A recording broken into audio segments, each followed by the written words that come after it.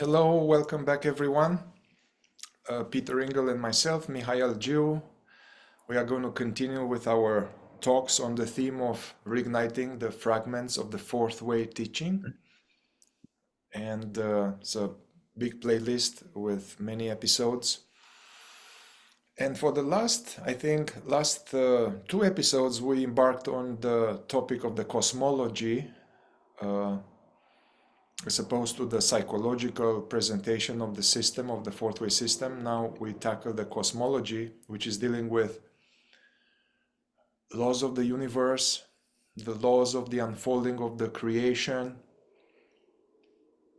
the correlation between the earth, humanity, the solar system, the galaxies, cosmos within cosmos, out there as well as in there. And so we call it a cosmological series, and now this will be our third part on this topic. And we want to get more practical, if we can do that, practical while dealing with the cosmology. And we are going to tackle two important ideas, theories, laws presented by Gurdjieff and Uspensky: the law of seven, the law of octaves, and we might get into the law of three. And according to the fourth way system, these are some objective laws that are governing everything. Although, with a very small exception, they haven't been discovered by science. And according to Gurdjieff, these laws, it's practically impossible to see them operating, or to see them operating in oneself or out there, if one is in the waking sleep state, being like spiritually asleep. And these laws start to become more apparent as we are approaching the third state, the state of self-consciousness, and so on. And so let's just get into it. And our aim is to explain them a little bit theoretically for the purposes of understanding. But just like all the other 30 episodes, we are very much interested in making this alive and using these theories to strengthen our practical experiential work on oneself. And so, although these laws are laws of the universe and of the creation, they impact our psychology, they impact our physiology, our emotions, our mind, and they impact how we deal with life. If we endeavor, we have any idea or intention for a project, these laws, they impact all our endeavors, and they impact our work on ourselves. So we are going to go into practical application of these laws so that we can base our work of developing our being, conscious being, based on these laws, so that we don't deviate, or we don't get lost, or we don't forget about our initial intention. Yeah, Peter, so can we, I may ask you to start, if you want to share something about this generally, or to start on the law of seven.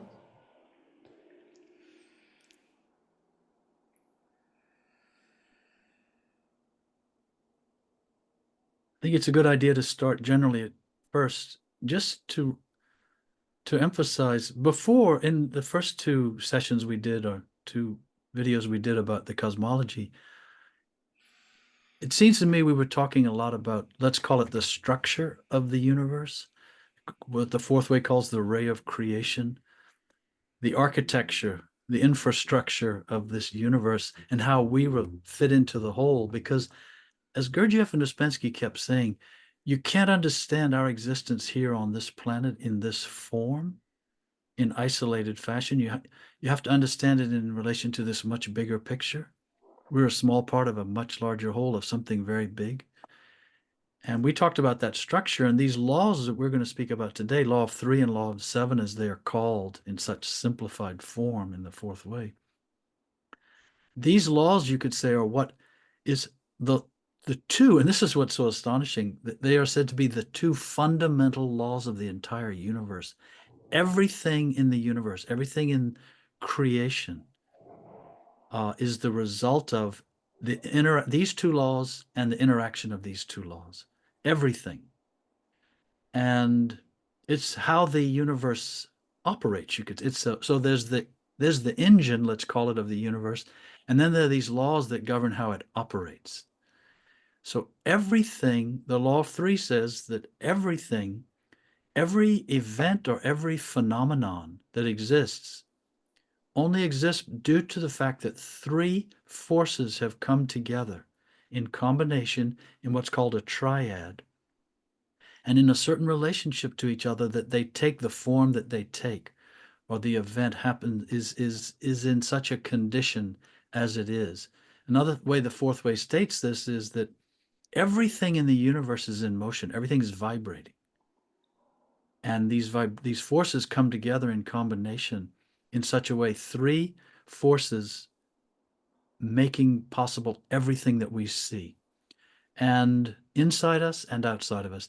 And then how these events or these forces or these phenomena progress through time and space, we could say it, they do so according to the law of seven, which is called the law of octaves, because the musical octave, the scale of the musical octaves in the West, the not the Western 12 tone, but the 7-tone scale, is said to have derived from this law, and said to be an expression, an artistic expression of this law. And so everything happens in a series of steps. And you could say a triad, some things come together and it's three forces. The triad forms, and then it keeps changing, and it moves in stages, in steps through an octave. And it has a beginning and a middle and an end. And during the course of each octave, there are intervals that are encountered. And so there are two kinds of octaves, and some of octaves are what are called ascending octaves. It's like the musical scale rising higher, and some are descending octaves. They go lower on the scale. They go to a lower octave, then a lower octave, then a lower octave. And there are intervals in each, and this is why nothing remains the same for long. Nothing continues always at the same. Everything's always changing because it hits an interval, and then at the interval, the note changes. It slows down, whether it's ascending or descending, it slows down for a period of time. And if it doesn't receive a certain type of either mechanical input, a mechanical shock, or a conscious shock, without that, it will just keep deviating, descending, or even if it's going, an ascending octave cannot really go up on its own. We'll be talking about that, but in a practical way. But I know you want to make this as practical as possible, and I appreciate that. At the same time, we want to communicate the fact that theoretically, these laws are governing everything outside us in the entire universe. That's the theory. And everything inside of us. And so, for example, we can look at just our existence here on Earth, on the planet, this organic life on Earth that covers the surface of the planet. And it's said to be a result of the interaction of three forces, three influences, coming from the sun, coming from the moon, and coming from the planets. And the influence of these three interact. And this is what creates or produces or manifests as what we know as life on Earth in all its forms, mineral, vegetable, animal, and human kingdoms, all the result of the influence of these three forces in different combinations. So for example, The idea is that this organic life on Earth, if you think of it as an organism on the surface of the Earth, it is essentially breathing. It's inhaling sunlight. The same way our body inhales breath, that's what photosynthesis is. It's organic life is, you could say it's inhaling light to sustain itself. And this is what is called the active force in the three forces. There's an active force, a passive force, and a neutralizing force. First, second, and third force in fourth way terminology. Sun is this active force. The moon, it acts as a passive force or a denying force, and it's pulling on us. It's giving shape to form. And the third force, the neutralizing force in this, is influences from the planets. That's the theory. So everything takes shape according to the influence of the planets. The planets are very much influencing life on Earth in ways that are not normally understood. And all of these different planets are giving all this color and all this shape and all this variety to this energy and this matter. Energy coming from the sun, the matter, so to say, being provided by the moon and from the Earth itself, the physical Earth itself, and then being given shape and color and variety and dynamics by the influence of the planets. In the same way, and this organic life, by the way, as we talked about before, is like a stomach in the solar system. It's digesting this material in all this way. This influences that are happening. Material is formed on the Earth in the shape of organic life on Earth, and it gets digested. And when everything dies, it passes magnetic field material to the moon, and it nourishes the moon. That's the theory. The same thing happens inside us. We breathe air, we eat food, our stomach digests all this material, and it serves the sustenance of our human existence. There are three forces at work when we eat, when we digest air and food and what the fourth way calls impressions. These reflections of light and the air from the planetary world, which is our atmosphere, really, and then food, matter from the Earth itself. These are three forces at work in us all the time.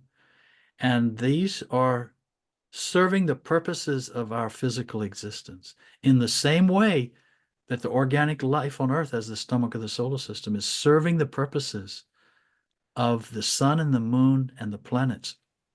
Because just to summarize this a little bit, the idea is that the influences passing from the sun to the planets, including the Earth to the moon, in a descending octave, have reached an interval.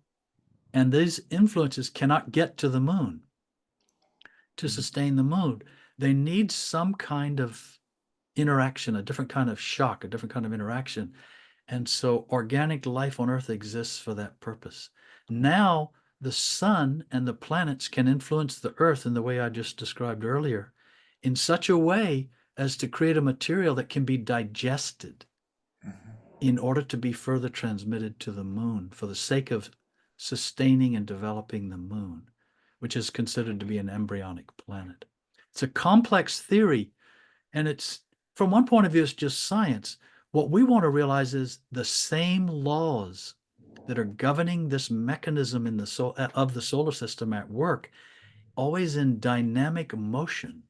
Those same laws, those same principles are at work in us. Our body is like a ray of creation, or you could think of it almost like a solar system.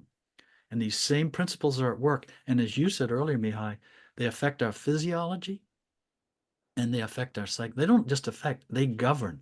They're responsible for our physiology and all of our digestive system and how our neurons fire and all these, and our psychology, the kind of thoughts we have, how we experience emotion. These are all the result of exactly these same laws. And we'll get into more particulars about that, how to see that in a practical way, a real way, a personal way. But this idea, we're under the same laws, exactly, but they operate on different scales in different ways. So they operate different on the human scale than they do on the planetary scale or on the galactic scale, but they're exactly the same. And the entire ray of creation, as articulated in the fourth way, is an octave. It's a descending octave. And the manifestation of it, the growth of the universe, is a descending octave.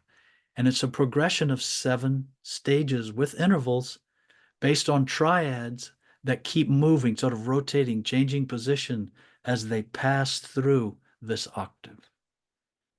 Hmm.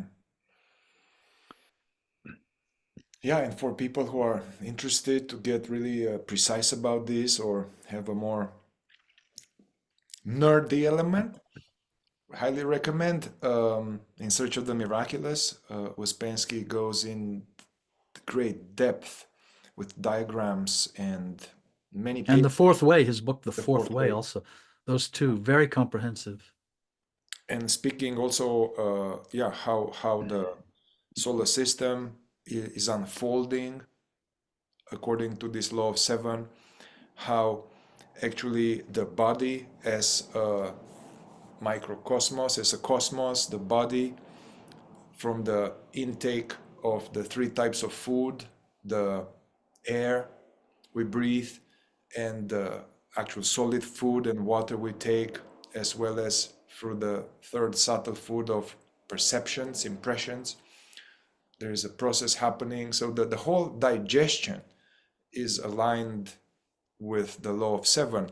The whole creation of the embryo is aligned, and the development of the body throughout the life is governed by the law of seven and law of three. The history of humanity, the developmental of societies, of political systems, as well as fashions. Yeah, I'm just all over the place now, but the fashion, one can see how throughout the history of humanity is governed by the law of seven. Wars, development of art, religions, how actually this is interesting to see how, and we may talk about it more precisely, but how the so-called religion that becomes as a civilizing, at best, a civilizing influence on the masses. They actually start with the being and the wakefulness of a sage that brings a certain teaching, which is designed to help people awaken. And however, after maybe 20 years or 50 years after the sage dies, it becomes like a whole institution and a church. And after a few hundred years, they are trying very hard to maintain the teaching and to all of that. But inadvertently, what happens in a few hundred years or a few thousand years, the basically the teaching of Jesus ends up really distorted and diluted to the point that manifests as burning people at stake for Jesus or killing people for Jesus, and ends up with the Spanish Inquisition and so on. All the political system, even capitalism, with the Declaration of Independence and freedom, comes from a relatively noble and wise perspective, but then it ends up in a very rotten and criminal way. And the same other ideas of freedom and equality ends up with Bolshevik, communist, Cold War, and what's happening. So, And all of those are examples of descending octaves. They're descending, they're proliferating, they're becoming more and more dense, taking on more and more form and more complexity. And as you say in the process, becoming more and more distorted, deviating from their origin, not only from the form of their origin, but the purpose, the intent. You can see this in, for example, in yoga. Nowadays, yoga is considered a fashion. It can be a social gathering just to go and kind of engage in what's called infrasex. Kind of, you get together and it's kind of, you get to share yes, your body and look at some other seduction, bodies. glamorization. Look at me, Yes, we are also cool, and look at my yoga pants. And yes. And then also it's about it's now it's considered a health thing. It's good for reducing, as is meditation, same thing, for reducing stress, anxiety, um, bettering your health, things like this. Whereas its origin had of a spiritual nature. It was about transmutation, transformation, regeneration, awakening, self-realization, the heightening of the consciousness of awareness through movement or through what is called meditation. Now these things have taken on a life of their own, particularly beginning back in the 20th century and continuing to this day to stray farther and farther from their original intent, their original purpose, and their highest potential, you could say. These are all descending octaves in humanity. Yeah, maybe we can get in there now more precisely.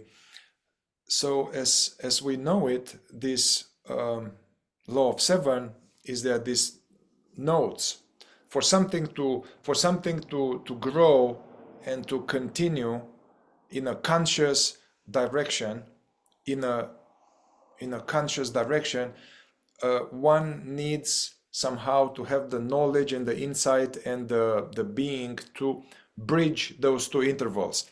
The idea is that between the mi-fa, the two notes, there is a certain interval, like an impasse, where the octave loses energy, loses its momentum of keep going up, and there is a little like a lulling of the energy, and there is another such interval at the si do, which is theoretically twice as big, and the idea is that if those intervals are not being bridged consciously, then that octave deviates or changes, loses its initial direction. So that would be what Peter mentioned before, a descending octave. It starts in a certain way and ends up losing its momentum or ending up in a completely opposite, contradictory way of what was. Or it may gain its own mechanical momentum. Mhm. And just that's where proliferation and expansion and growth can happen. Like we talked about before, we could start a business and soon it will have its own momentum. We wouldn't be even involved. Other people and other circumstances would be governing it, and it would be governed by the forces governing those things. But it would be all mechanical, automatic, unconscious. That's a descending octave. For it to be an ascending octave, which is what, by the way, enlightenment, awakening, self-realization is. This is an ascending octave of consciousness rising through the ray of creation as an ascending octave. This is why it is so powerful and so rare. Yeah, so in order to have such an ascending octave, and for anybody interested in awakening or reaching one's full potential from the point of view of consciousness and global development, it's important that is required to have the knowledge and the being to bridge those intervals, to know about the fact that no matter how enthusiastic we were initially and how many books we read and how much full of fire of interest and noble-heartedness, that will wane, especially if we are just on our own. That will wane, and after a few months or a year or two, it just becomes a vague memory, or we are just doing like 10% of what I used to do. So in order to stay on track and keep ascending, we need to know about the existence of intervals and to have enough knowledge and skill and a structure that help us to give our evolution the conscious shock in order to keep staying on track. And then as we reach the last interval, the second interval, the si do, now that's necessary to give a double the amount of conscious shock to keep staying on track. And so that's really vital and practical knowledge for anybody on the path of awakening. And this reminds me that Gurdjieff was saying, which pertains to us now too. He said, within 3 generations, my teaching will be twisted up in knots.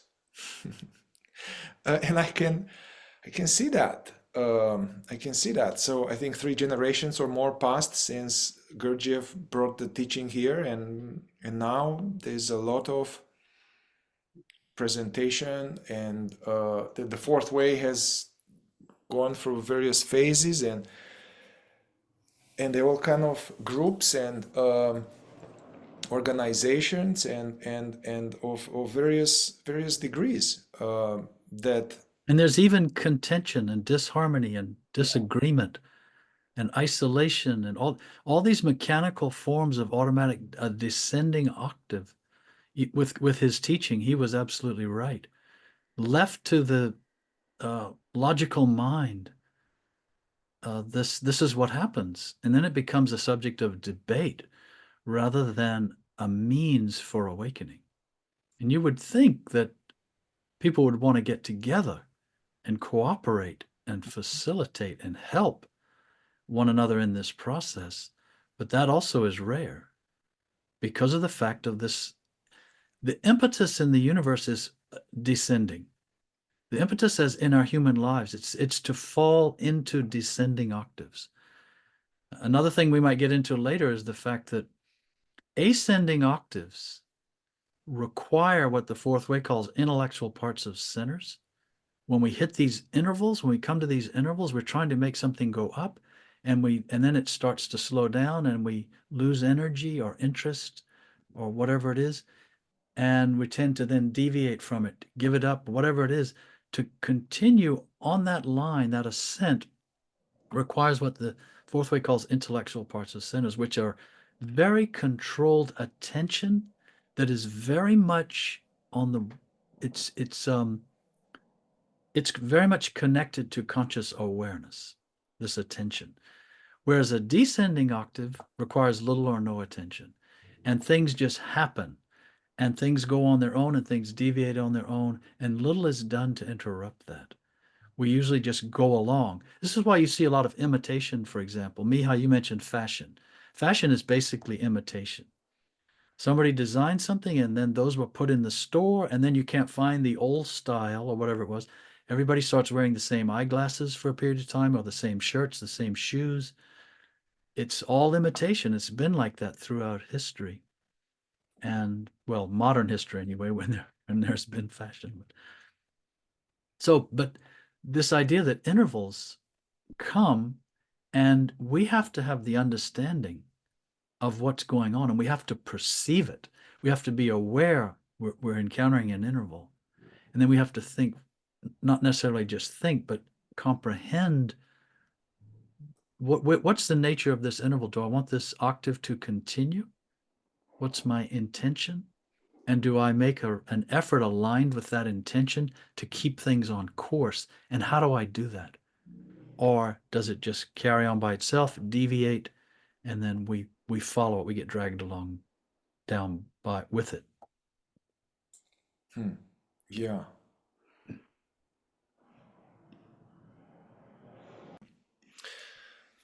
All right, so to make it a little bit more as applied to the human body mind as well as the human's conscious evolution, it is known in the fourth way that nature takes care of the development of the body from 2 cells into all this complex biocomputer, and somehow nature does this automatically, and it bridges all the intervals. So somehow by divine design, so we get to being an adult. And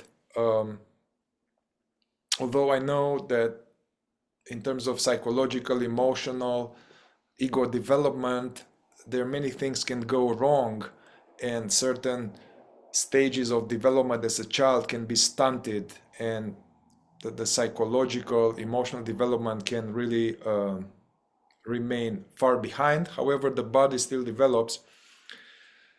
And in the fourth way, the idea is that, yeah, nature develops us without our participation up to the point where we are adult, and we are in the second state of consciousness. We are in the waking sleep, which is everybody on the planet. This is the default state of waking sleep when we wake up in the morning, as compared to other possible states of consciousness. And so that's what nature brings us. However, we have potentiality for a lot of other potential of consciousness expansion. However, it needs our participation, the so-called free will. And in order to do that, we need to find higher knowledge, we need to find support, we need to be willing to practice hard and all of that. But the idea is that we need to bridge these intervals ourselves, the interval on our evolutionary path, in order to stay on track and make actual progress without fooling ourselves. And yeah, can you talk about somehow what is called the first conscious shock in this evolutionary octave? First conscious shock, and maybe the second conscious shock, as they are called in the fourth way. Because here, like all that we talked, all the previous 30 talks about the psychology and the bringing awareness and self-remembering, all of those are actually, all of those practices and teachings, they are designed to keep the octave ascending and to prevent, to stop a descending octave from tumbling down. Yes, it's a multifaceted topic and explanation, but I'll try to keep it as simple as I can to give an example. So let's think of it this way. Let's think of it moment to moment. Moment to moment, our mechanical tendency, our automatic tendency as a human being psychologically is to lapse into imagination, to identify with what we're doing. Our consciousness attaches to what we're saying, what we're seeing, what we're doing, what somebody else is doing, to the weather. It attaches. We immediately associate a feeling of identity in relation to it. And that's why it's called identification. We've attached our sense, invested our sense of an identity and a sense of identity into it. So that's the mechanical tendency, moment to moment, descending octave. And it's a triad also. It's three things that are happening moment to moment that cause us to continue to be in this descending octave. Psychologically, we're just so easily prone to going into imagination, literally second to second, every few seconds at least, and to be identified. This so-called first conscious shock, to turn this around and now have this descending octave become an ascending octave, is what the fourth way calls self-remembering. Other teachings call it awareness, being present, just trying to become conscious of yourself and your surroundings. All of this is now turning this around, turning it up. And now our consciousness, instead of lapsing into a descending octave, literally falling down, is now trying to lift itself up. And there's a lot of force against this, preventing this normally. And so we need to understand, why is it that when I try now to be present in my life, moment to moment, instead of in imagination and identified, why can't I do that? It doesn't just, you just don't decide to do that and then it happens. This consciousness has to sustain itself consciously. That doesn't mean effort in the way we normally think of effort, but it is a kind of an effort as far as how the mind thinks of it. But nevertheless, awareness now, our consciousness has to sustain itself moment to moment. And this is not easily done, and it's not happening with most people most of the time. But this is this first conscious shock that the fourth way talks about, and it is based on the principle of be aware of yourself in your surroundings. Know that you're being aware, conscious. Just initially, just you in your surroundings and knowing you're here, knowing you exist. This is rarer than you think in what's going on with most people in their heads. The second conscious shock refers to this idea of transforming negative emotions and transforming suffering, which is transcending them. Normally, when we encounter difficulties in our life, what the fourth way calls friction, pressure, resistance in our life to, or something we're trying to do, normally what happens is we rebuff those things. We push back, we resist, we become negative, we become irritated, we become angry, we feel sorry for ourselves. We somehow resist, or we try to bull our way through it. We try to push our way through it. And both of these are mechanical, both of these are automatic, both of these are part of a descending octave. It's how we remain embroiled in these pressures of our life as a sense of identity. And the second conscious shock implies that awareness, by virtue of having bridged that first interval with the first conscious shock, self-remembering, awareness, consciousness, realizing, cognizing itself, can now sustain itself even farther, further, deeper, longer through pressure and through friction without becoming negative, not needing to rely on negativity as a protective device to absorb or go through difficulty or pressure, but to go through things consciously, to move through this interval, through this pressure consciously, in such a way that the consciousness itself will be transformed. Consciousness itself will be heightened. It will expand, you could say, into even a higher dimension of itself by virtue of this so-called second conscious shock. And the idea is shocks have to come from outside of the octave. They don't happen from inside of the octave. And when you think about it, consciousness is not in the mind. It's not in the body. And so we're not trying to push, I'm going to get through this. No, it comes from outside, meaning it comes from a different dimension. It's coming from a conscious dimension as awareness is now influencing this octave in such a way that the octave will ascend, it will rise. The fourth way, this whole idea, law of seven, octaves, everything, it's so scientific, the terminology. And what we're talking about has to become intuitive, but you have to have the knowledge, you have to know about it well enough for it to go beyond your mind. You can't just think about this alone and have it happen. And you can't just feel it. You can't just want it to happen emotionally. There has to be something else. As Gurdjieff said when talking about the second conscious shock, he said, it's a special influence over your emotions, and particularly over your negative emotions. When we encounter problems, pressure, friction, we usually fortify ourselves against that with some kind of negativity. It can be passive negativity in the form of depression. It can be very active negativity in the form of anger and force and violence. And that's normally how we meet it.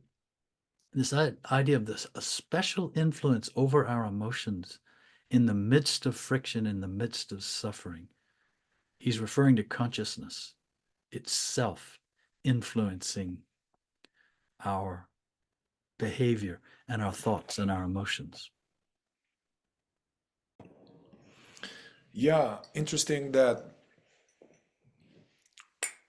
in my groups, I was teaching the work, however, not going into the theoretical presentation of the law of seven and law of three. So I was teaching the work, knowing about it, but not getting into the presentation. But I was using this metaphor that with people, like, hey, before you can swim and not sink during a storm, during a hurricane, you need to first do laps in the swimming pool. So you need to do a lot of laps in the swimming pool so you get the stamina and the breathing and the strength to not sink in a lake. Yeah, because how can you swim in a storm when you don't know how to swim in a lake? So I was talking about this basically. So first, we learn how to give ourselves the first conscious shock, the self-remembering, bringing, even reminding ourselves to be, to drop the daydreaming and to bring attention in the present moment and to be aware of thoughts, aware of feelings, aware of the world, and stay present as long as possible. This is working at the first conscious shock. And from one angle, that is necessary also in the octave of beginning of the work. The beginning of the work, the active force, the initializing force, as sometimes Gurdjieff call it, is the curiosity or the magnetic center desire for the truth and the sensing of something higher and being drawn towards that. I want to go deeper. There's this part of us that's the initializing force. Then right away comes the denying force, opposing force, with all our inertia of all our life spent in daydreaming and our ancestors being lost in daydreaming and being identified and all the traumas and all the mechanical attitudes and all our sleep. The sleep, which is very strong force, is the denying force. Yeah, so now I want to be more awake and I am pushed back with all the mechanical habits. And only then, so then the third force, the reconciling force, or the third force, which makes the bridging the octave keep going further, will be to get to a school or to a group or to a teacher where you are taught you can't just want to be more conscious. You need to have the right knowledge, right skills, and to remember to engage this higher dimension of presence. And then now we are going to stop being in circles, going into philosophies and theories. So there's some kind of conscious, we are going to pierce into beyond the mind. We have moments, more frequent moments, longer moments of conscious being. Yeah, so that will be the first conscious shock. However, and many people who are working with us, they know that, it's actually, this is very hard. And, 16 hours in the day, maybe you start with a few minutes of self-remembering. And then when somebody looks at me sideways, or somebody is negative towards me, or some friction happens, then all my work is down the drain. Basically, I react, I go into negative imagination, I express negative emotion, I am internally or externally, I'm churning into all the voices and all of that. Yeah, so then in order to, so that will be required the second conscious shock. But one can give the second conscious shock, one can transform suffering only if one has a strong ongoing kind of self-remembering happening, because the second conscious shock is twice as hard. So what is required is like, I'm present and then somebody is negative towards me, or something bad happens, or something that stirs my psychology. The mechanical tendency is to get identified and lose it. And what is required is to become aware that there is this, like I got hit, there's a shock in the system, and which could go in a descending octave now, could go into I'm identified, or that shock, the moment you suffer, remember yourself. The moment you are negative, become more awake. And then I I'm doubling my effort of be aware and notice of that. Wow, there's this fire in my chest, and there is this strong tendency, energy building up that wants to lash out or wants to collapse. And now the second conscious shock is to bring this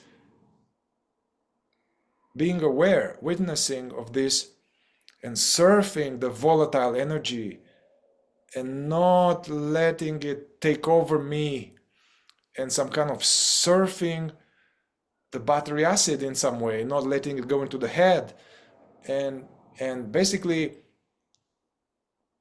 being present with this negative energy, negative meaning unpleasant emotion, unpleasant stuff,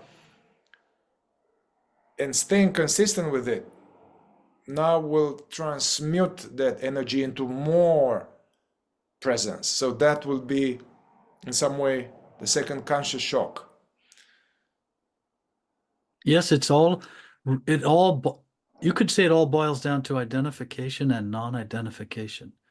And that the first conscious shock, what is called self-remembering, is the first gear of non-identification. Not being identified with what you're doing each moment. And stepping back internally with an awareness, a presence of awareness, and not being attached, not being identified, not having identity, a sense of identity invested in what is going on. And the second conscious shock is the same thing, but it's like a different gear of non-identification. Now, non-identification has to be even more subtle, more non-identified, because there are degrees of identification and there are degrees of non-identification. And this second degree is a much more nuanced.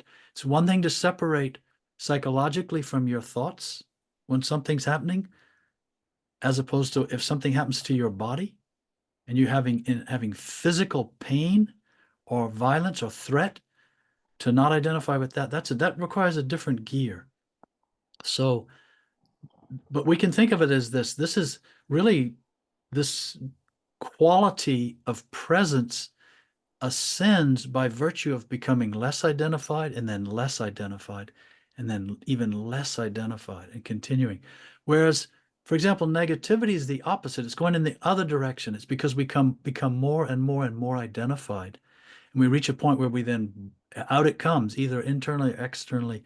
The expression, this negativity manifests either, as I said earlier, as a depression internally, let's say, as an extreme example, or violent anger externally, as an example. And there are many other degrees and variations of negativity, but they are the result of us having become overly identified. Over a period of time, over the course of an octave, a descending octave in us psychologically, whereas self-remembering, transformation, all of this means an ascending octave of consciousness, of awareness, becoming less and less identified with the body and mind, with the four centers, and more cognizant, conscious as itself. And we're going against great forces in the universe. Again, this goes back to these laws, these fundamental laws. The universe is designed to drive everything down in this way, to impel everything down. As Gurdjieff said, nature wants human beings to be as we are in this identified, living these lives, identified because we're this stomach. We're part of this stomach that's digesting and processing food in order to pass some kind of energy onto the moon, and even to reflect some of it back to the planets and even to the earth. Our body, as Spensky said, everything living serves the earth. Everything dying serves the moon. But even our body, when it dies, it goes into the earth. It disintegrates. It becomes actually physical matter in the earth, our body. And then consciousness is really awakening, enlightenment, and all that. It's really about this aspect of consciousness having been transformed in the human being enough that in a way it is transmitted back toward the sun. It's going now up in this ray of creation. I know that's theoretical, but that's the concept.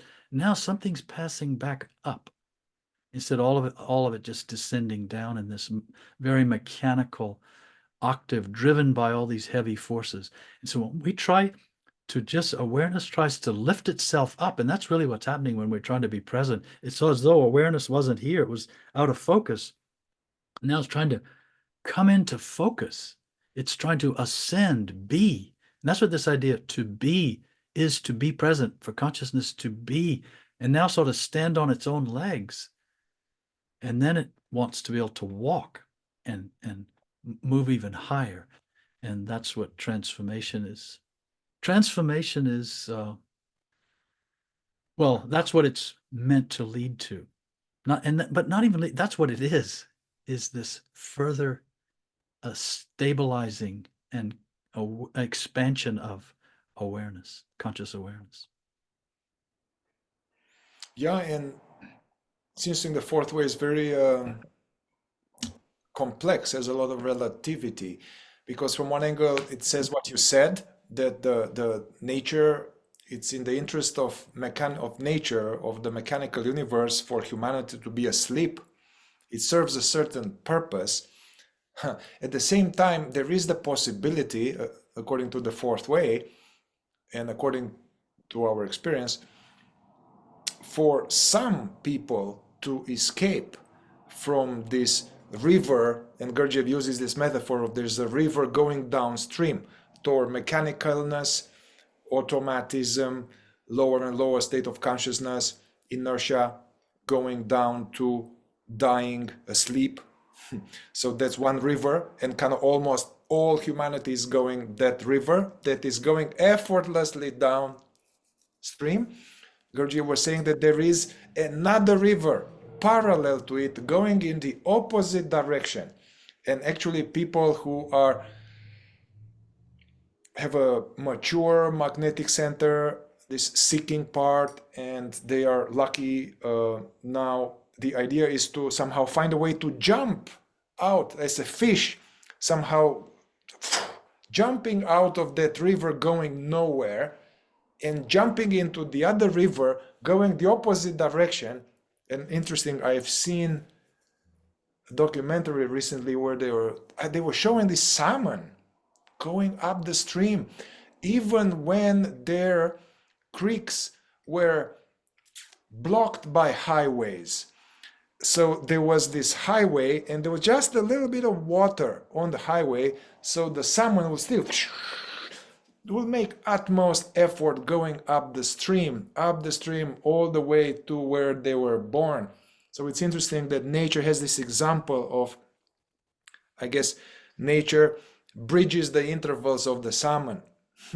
But to go all the way, this immense effort up the waterfalls, up, the same. But for human beings, like, we got to know about the law of 7 and law of 3 to bridge. We need to bridge these intervals with self-remembering and non-identification, transformation of suffering, to be the conscious salmon, going back to going towards our full potential. And back to awareness, more and more back to its source. That's that symbology of the salmon. Yeah. Returning.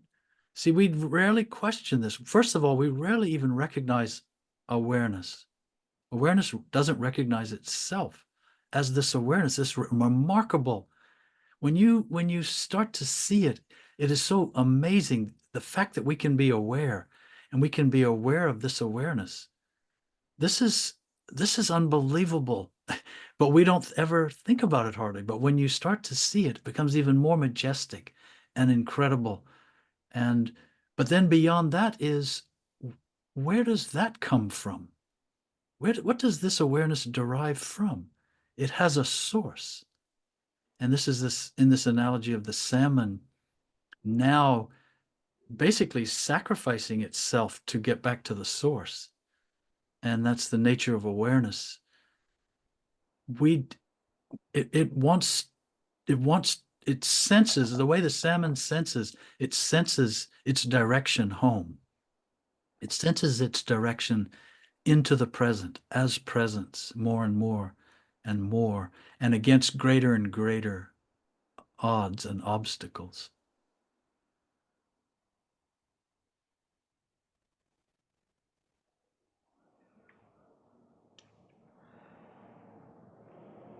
There's in the fourth way this idea,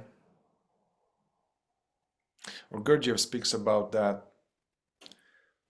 We say that man is created in God's image. At the same time, there's this idea that man, from one angle, the overall humanity, is like an acorn. And the acorn has within itself all the information and potentiality of becoming a majestic oak tree that is feeding the meadow and hosts and nourishes and shades. And but actually in nature, very few acorns become oak trees. So this process of, it's not just discovering awareness, but it's a whole process of actually growing in these invisible realms. And it's, so we say, well, everybody has Buddha nature, yeah, okay, everybody is Buddha nature. So the acorn have oak nature in it, but the process, it has to go, a lot of things need to happen for that acorn to become a sapling and to become a small tree and then to become a big oak tree. And this even ties into the law of three. What does a tree need to grow? It needs sunlight, it needs soil, and it needs water. And without the proper interaction, sufficient interaction of those three forces in their right combination, the tree will not grow. And so here I would like to bring it, even this octave of making skillful, consistent, sincere efforts towards awakening. That is hard. And the idea is that we can't, in the fourth way, that basically you can't do it by yourself. And there are some exceptions to this, that seemingly some individuals went through the process of full awakening suddenly or without any. These are very rare. It's only confirming the rule that is impossible. So in the fourth way, the idea is that one needs C influence. One needs a conscious influence, which can be in the form of a person that is much more conscious than us, or a school, consciousness school, or a group, preparatory group. And that is meant to serve evolution by helping to provide technology to bridge the intervals. So here, I mean, I work with people, even with people who were not into awakening, but I could see, I could verify in them, in their progress, the presence of the intervals. So they will come to me as a psychotherapist, let's say, and they will be suffering and they will be not doing so well. And they are coming to me because they have the desire to get better. That's their active force. Within themselves, they have the momentum, inertia of their suffering, sleep, and trauma. Yeah. Now they come to me. I provide the third force now, offering them some teachings, offering them some practices, or working with them. And if they do this for, they have strong enough interest and they do this for quite some time, they get better. They get better and there's less suffering, the relationship is getting better, they have less nightmares, literally and you know, literally and figuratively. And they are like, they stop coming to me, which is fine. But you know, you're not supposed to have psychotherapy forever. But they stop coming to me because they are good. But then 6 months down the road, they come to me and they are not good. And they are suffering again. And I'm asking them, I'm trying to troubleshoot them. I'm like, hey man, what's going on? And I find out that they were good But then they stopped seeing me. They stopped studying higher knowledge. They stopped practicing. They stopped their work, and they were on their own. They got into interval, went back to where they were. So, let alone at the octave of awakening. That's why in the octave of awakening, or the existence of a conscious group or conscious school, it's meant to offer different lines of work. Not this, work on oneself is one line, work with others and for others is another line, second line of work, and then there's a third line, which some kind of selfless service, helping the school, the aims of the group. So having all of these three lines at the same time help in a way to, when we reach an interval in our own inner work, we lost the enthusiasm, we lost the juice. It's like a blah. Now I go to a meeting, or I go to have a one-on-one with the instructor, and then I don't know, I leave and I'm like, whoa, yeah, oh yeah, I'm back on track, and I have some homework and I do these things, coming to a group. So that's an important principle in the fourth way, that we need a group, or at least we need outside help. This even relates to the idea of the tree needing sunlight and soil, good rich soil and water. And one of the principles in the fourth way, as with this relates to the idea of a school or a group, that the knowledge is akin to the water.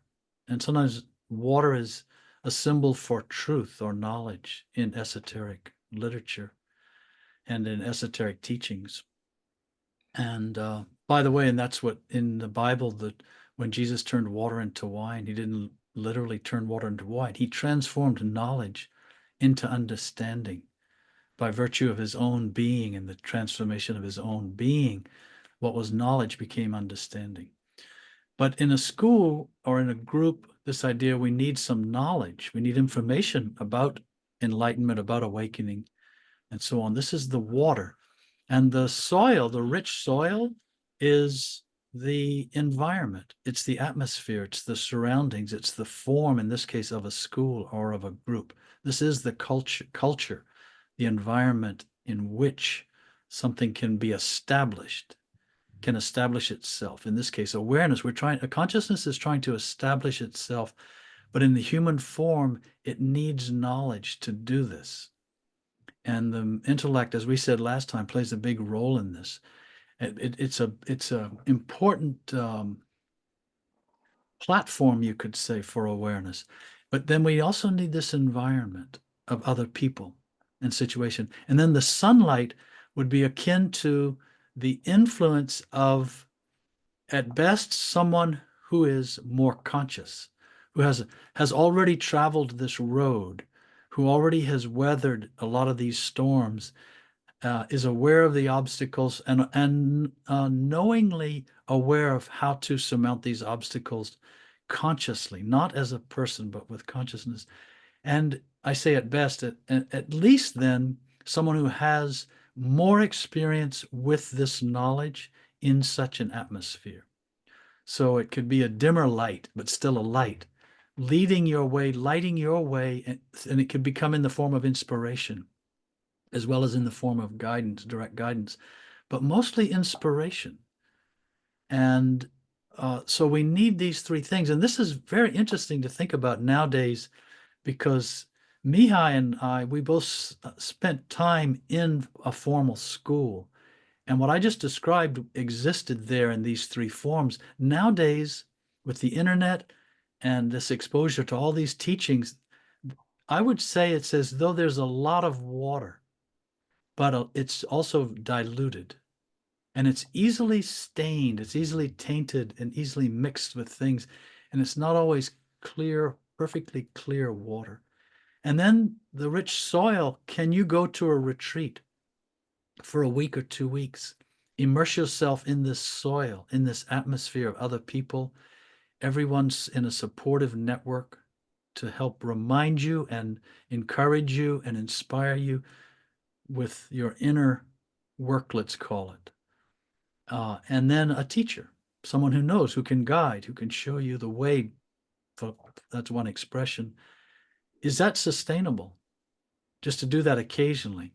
These are important questions right now in the 21st century relative to seekers who are aspiring to something higher. Is this possible without a group, without a school? Mihai pointed to the fact that some people have gone through the transformation seemingly without this network. But there are also many invisible forces at work. No one, I think we can say that no one awakens accidentally. Awareness doesn't transform accidentally. There has to be something, some kind of inspiration, some kind of light from above. There has to be some rich soil. And that rich soil, by the way, can also be a person's suffering in their life. That can comprise very rich, fertile soil for the awakening, the enlightenment, the realization of conscious awareness. And then knowledge, truth, some kind of intellectual framework to contain all of this in a way that's comprehensible to our mind while we're in human form. But these are the three forces. Again, this is the law of three at work. And really, that's what the idea of a school or a group is. It's this organization of three forces in such a way as to keep an octave ascending, the octave of awakening, of enlightenment, of realization ascending. Yeah, help. Basically, the school or the group or the teacher acts as a third force. So we have the desire of the seeker, the enthusiasm, the stronger the better. That's first one. Second one is the inertia of whole humanity being asleep, our parents being asleep, our whole society being asleep and mechanical, and huge amount of pressure to be sucked into what's not real. That's the denying force, opposing. And if nothing happens, these are just hitting each other like, yeah, but I want to, I know there's something out there. And then falling back asleep, nothing happens. So the third force comes, higher knowledge with environment that is designed to raise our level of consciousness and with support. So meeting people in the group, like-minded people who are honest and sincere, because as several bunch of people, 15, 20 people, they start waking up more and more, we fall asleep. But it's unlikely that everybody will fall asleep all at once. So somebody can be more awake. So even a student who is not the teacher, a student who is more conscious at that period can help us. Like, dude, what's going on? You forgot this, and remember your aim, and all of that can act as a powerful third force, a friendship in the work. Or, one reaches an interval that one feels like, I don't know, man, this doesn't go anywhere, and I'm busy, and like, I don't feel it, but okay, I'm gonna go to the meeting. And then one is plugged into a higher energy field, where's the collective intention of everybody, and one will suddenly, without even knowing, will be boosted and get back on track. And in what's called what is let's say a real school, it can be even more nuanced than that, because the three forces, you could think of yourself as the student or the disciple or the seeker in this environment, and then other fellow disciples, students, and so on, that create this soil as another element, and then the teacher or the influence of this conscious influence, these three forces. And what can happen is, initially, if you think about it, you come and it's right to be passive. As a person meeting a teacher, it's in right order, you are passive. And you're absorbing knowledge, and knowledge is active. It's the active force. The student is the passive force. The teacher is the third force that's neutralizing these harmonizing them, bringing them together successfully, healthily, then this can change. There comes a point where the student needs to be the active, become active now in relation to the knowledge. So the knowledge, instead of acting on the student, they reverse positions. They reverse their role as an active and a passive force. Teacher would remain the third force. There may also come a time when there will shift again, and the teacher would assume the role that assuming the role isn't right, but become almost the passive force, the denying force, and the student working on the knowledge and having to understand how all these things fit together. And then the student, the disciple, the seeker becomes the third force, their own third force. But this requires more intellectual understanding of these three forces, but it isn't one static triad all the time in a group. Just as in a marriage, in a relationship, it's not always a static thing. These forces are always moving. But how, as they move, and this is this idea of the passage of forces through an octave, it's always a triad, and the triad keeps shifting as this octave develops. And you can look at this is where the Enneagram in the fourth way, the Enneagram is really intended to show in symbolic form the interaction between the law of three and the law of seven. They are never operating separately. They are really one thing. And the law of three and the law of seven explain different aspects of this one thing and this whole involvement of this movement, vibration of forces. And well, I'll stop there with that thing. But this is almost conscious science. This is science of another dimension, in another dimension of understanding. And we're trying to, the fourth way presents it in a way that the mind can try to kind of get a handle on it intellectually, mentally, but then it begins to become much more intuitive because you're seeing it more consciously. Yeah. Well, Peter, I suggest we stop here, and we are going to continue with a further dialogue, going in more depth with this, as well as with the law of three, maybe as well as understanding or sharing what is a school, or what's the difference between a school and a group. We may want to talk on that.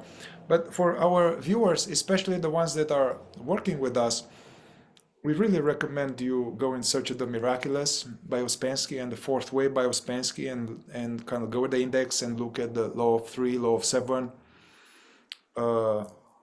conscious shock, second conscious shock, first conscious shock. So study a little bit of that and come back to us, and we'll continue. And thank you, Peter, for your time and for your wisdom and giving. Thank you, Mihai.